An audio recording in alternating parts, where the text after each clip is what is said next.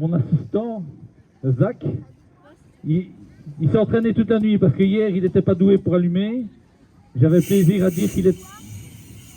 Voilà. Voilà la situation à laquelle vous pourrez être confronté. Alors, si jamais vous devez éteindre une bouteille de gaz qui est enflammée, ben, il est préférable d'essayer de ne pas venir de face. Hein. J'espère que tout le monde a vite compris que si j'essaye de venir de face, ça va être relativement compliqué.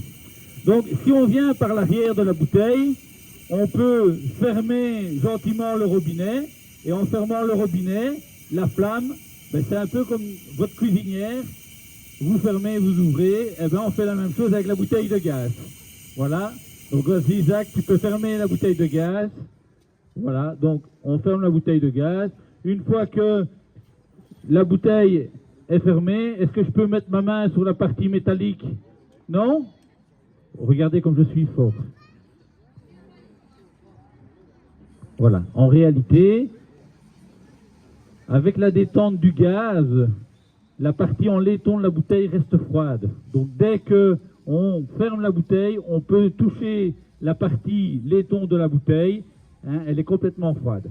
Donc Zach nous a montré ce qu'on pouvait faire, maintenant il va nous montrer ce qu'on ne peut pas faire.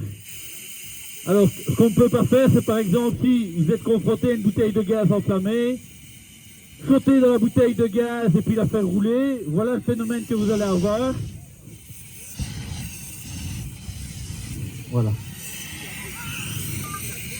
Ok, on peut refermer la bouteille. Donc vous avez vu, si on retourne cette bouteille de gaz, ça fait plutôt un énorme chalumeau, hein, que c'est plus dangereux. Voilà. Est-ce qu'il y a encore des gens qui cuisinent au gaz à la maison? Oui. Est-ce qu'il y a quelqu'un qui veut venir couper la bouteille de gaz quand elle brûle? Ah, il y a le garçon. Ah, vous restez près du petit. Et madame n'est pas là. Bon, moi, je vais surveiller le gamin. Allez-y, monsieur. Venez. Tu restes avec moi. Hein. Voilà. Hop là.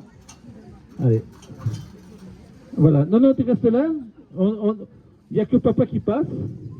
Voilà. On va aller voir papa qui va jouer au pompier. Ok. J'espère que ça ira mieux que celui d'hier, parce que celui d'hier, il est encore à l'IMTR. Voilà. Non, c'est pour rire. Voilà.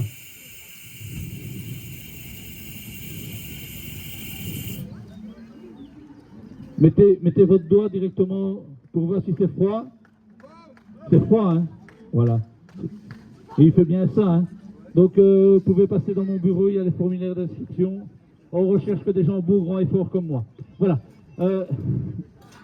Est-ce qu'il y a encore quelqu'un qui veut tester les sanctions de la bouteille de gaz? Est-ce qu'il y a quelqu'un qui est intéressé? Pas beaucoup de téméraires aujourd'hui? Non? Non, pas les enfants, hein. Non, il ne faut pas essayer de se débarrasser de vos enfants. Hein. Ben, vous n'avez qu'à venir, vous, monsieur. Hein. Oui, hein. Allez, venez. Voilà. Voilà. Monsieur qui fait partie de la brigade des maires. Voilà. Donc, vous allez passer par hier, allez près de Zach. Zach va mettre le feu à la bouteille de gaz. Voilà.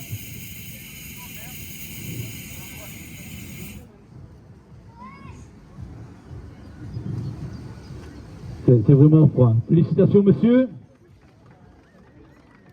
Voilà. Merci. Voilà. Bravo. Voilà. Il a son fan club. Voilà. Donc, je profite de cette petite démonstration pour vous rappeler quelques obligations, quelques conseils de prévention. Donc, si vous cuisinez chez vous, essayez que la bouteille de gaz ne soit pas à l'intérieur de votre domicile, mais bien à l'extérieur. Et vous avez normalement un tuyau flexible qui relie la bouteille de gaz au consommateur. Ce tuyau, il doit être changé tous les 5 ans. Ça va? Donc tous les 5 ans, il faut changer ce tuyau. Si vous ne changez pas ce tuyau, il devient poreux et à un moment, il pourrait libérer du gaz et ça pourrait avoir des conséquences tragiques. Voilà. Plus personne ne veut tester? Non? Plus personne? Alors, ok, ben on va pouvoir, voilà, mettre la bouteille de gaz sur le côté. Voilà.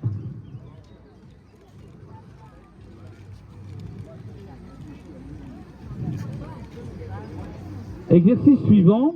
L'exercice suivant, ben, on va partir dans le même principe que tantôt. On va vous montrer ce qu'on peut faire et on vous montrera en fin de démonstration ce qu'on ne peut pas faire. Voilà. Donc, le feu de friteuse. Qui fait encore des frites à la maison avec une casserole sur la cuisinière? Est-ce qu'il y a encore des gens qui font des frites avec une casserole sur la cuisinière? Non. Si? Qui? Il y en a encore? Mamie? Comment ça? Tout le monde qui se monte, c'est pas moi, c'est l'autre. Donc, ce qui pourrait se passer, hein, si des gens font encore des frites à l'ancienne, on vient mettre le poêlon. On vient mettre le poêlon sur le corps de chose, sur la cuisinière, et puis on fait chauffer la graisse. Et à certains moments, on va faire autre chose, ou monsieur qui rentre à 3 h du matin, qui décide de faire des frites, commence à chauffer l'huile, et puis il s'endort dans le fauteuil, et à un certain moment, l'huile monte en température. Ça peut arriver aussi si vous avez une friteuse électrique. Si vous avez une friteuse électrique, la résistance, elle est raccordée à un thermostat et quand vous arrivez à 180 ou 200 degrés, en fonction de ce que vous avez choisi, le thermostat envoie l'information à la résistance et hop, ça arrête de chauffer l'huile. Mais si jamais le thermostat ne fonctionne plus, ça va commencer à chauffer votre huile. Et l'huile va chauffer, elle va arriver aux 200 degrés, 220, 230, 240, et elle va arriver jusqu'à 300, 320 degrés. À 320 degrés, on a un phénomène d'auto-inflammation. Donc ça veut dire que le produit va tellement chauffer qu'à un certain moment, il va commencer à brûler. Et on va avoir à l'intérieur de la casserole, on va commencer à avoir des flammes et ces flammes vont alimenter l'huile et ça va continuer à monter en température. Donc à ce moment-là, il va falloir prendre une action et cette action, ça sera d'éteindre la friteuse qui est en feu. Alors, il y a le téléphone qui sonne. Madame, allez, hop. Allô? Non, c'est pas pour moi. Ok.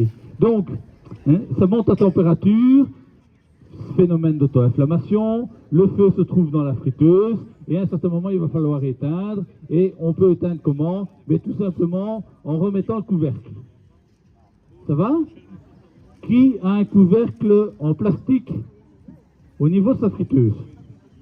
Il y a des gens qui ont des couvercles en plastique, donc n'écoutez pas mon conseil, parce que si vous mettez le couvercle en plastique sur les flammes, ben, à part fondre et tomber dans la graisse à frites, ça ne va pas aller. Si vous avez acheté une friteuse de qualité, je ne fais pas de publicité, une marque belge, Free, hein, vous avez un couvercle métallique, et ben vous pouvez remettre le couvercle métallique. Et vous pouvez garder les frites, hein. Vous verrez, elles sont mais cuites de chez Cuite, voilà.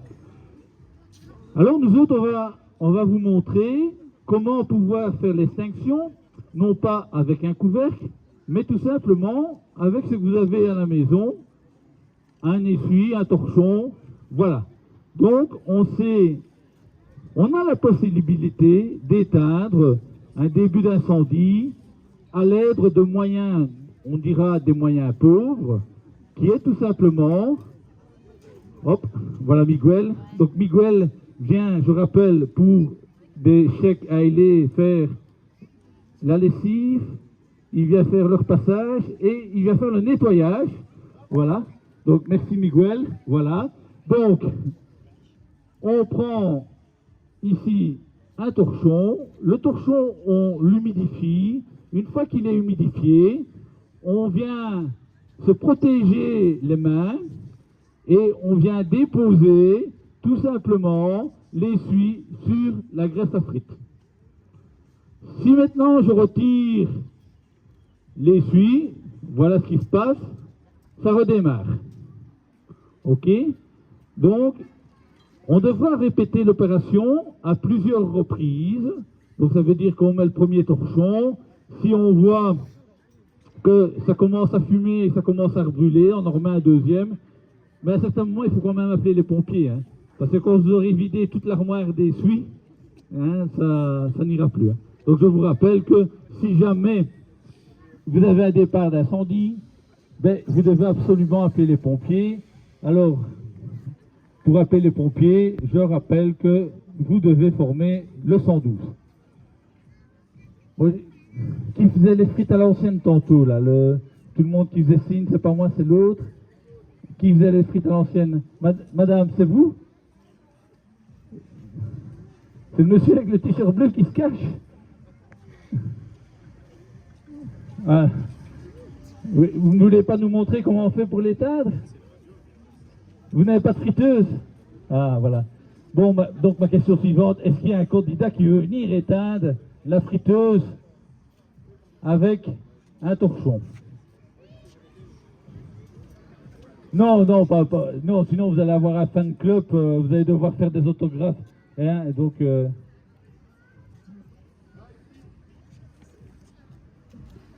vous pouvez venir, monsieur. Hein. Donc, question c'est, est-ce que le torchon reste humide longtemps? Mais tout ça, c'est un peu comme le feu du canon, ça dure un certain temps. Hein. Donc, vous mettez votre essuie, et effectivement, dès que vous voyez que l'essuie va s'assécher, vous en prenez un second, et vous répétez l'opération jusqu'à l'arrivée des pompiers. Par-dessus le précédent. Ça va? Ok. Donc, vous avez vu que plus on attend, plus le feu prend de l'ampleur. Voilà. Donc, on vient,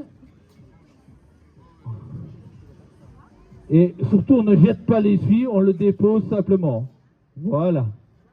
Ne le retirez pas vous-même, monsieur. Voilà, on peut l'applaudir, effectivement. Voilà. Donc vous avez vu, dès qu'on retire l'essuie, hop, ça redémarre. Voilà. Voilà. Donc, tout le monde a compris. Est-ce qu'il y a encore quelqu'un qui veut essayer? Non? Pas les enfants? Personne? Bon.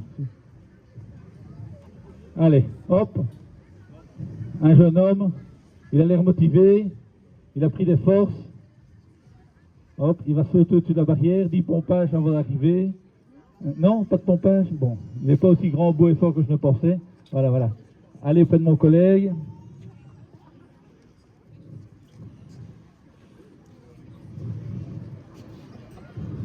Voilà, donc Miguel a gentiment prêté ses gants.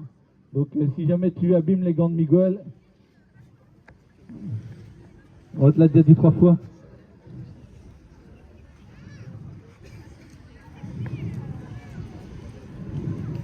Il faut protéger tes avant-bras. Voilà. Voilà. Et regarde où tu vas, hein. Voilà. Voilà. Ok, voilà.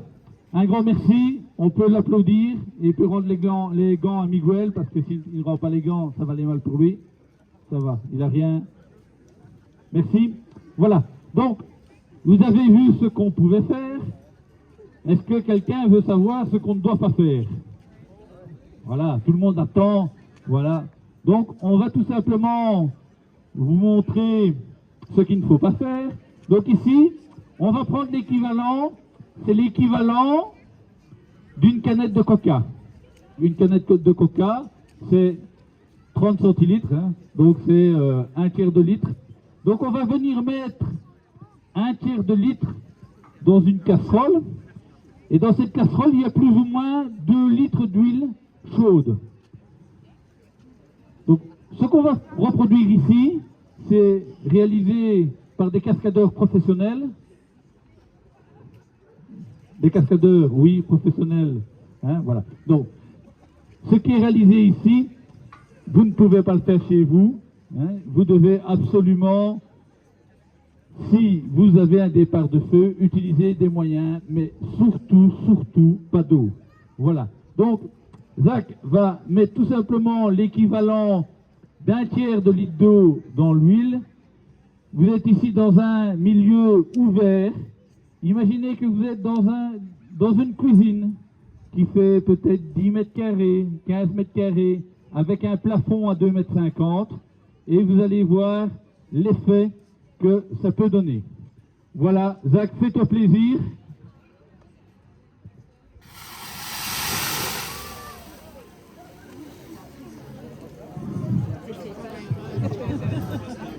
Voilà. Ok. Vous avez remarqué, c'est éteint. Hein? Il n'y a plus de feu. Donc ça, c'est bien. Mais le problème, vous avez vu la boule de feu qui est créée. Imaginez cette boule de feu, vous, dans votre cuisine, sans moyen de protection et complètement enfermée. Pour votre information, la chaleur qui a été diffusée, il y a 70% qui part par le haut et il y a 30% qui est distribué à 360 degrés. Donc, vous avez ressenti 10% de la chaleur. Imaginez, vous faites cette opération dans votre cuisine, c'est 100% que vous allez ressentir. Voilà. Un grand merci. Donc, une chose à retenir, pas d'eau quand ça brûle sur de l'huile en feu. Merci.